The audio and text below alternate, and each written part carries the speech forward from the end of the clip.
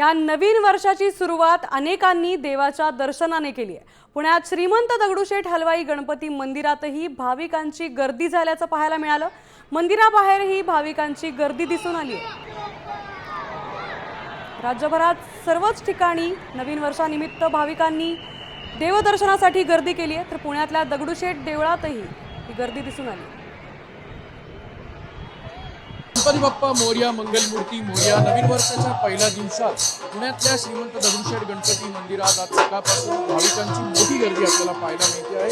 सरत्या वर्षाला निरोप देत काल रात्री सगळ्यांनी जल्लोष केला आणि त्यानंतर आज 2024चा पहिला दिवस जो आहे तो सुखकर आणि चैतन्यमय जावा, बाप्पाचे आशीर्वाद आपल्यावर, कृपादृष्टी त्याची नेहमी राहावी म्हणून भाविकांच्या सकाळपासूनच दगडूशेठ मंदिरात मोठी गर्दी आपल्याला पाहायला मिळते।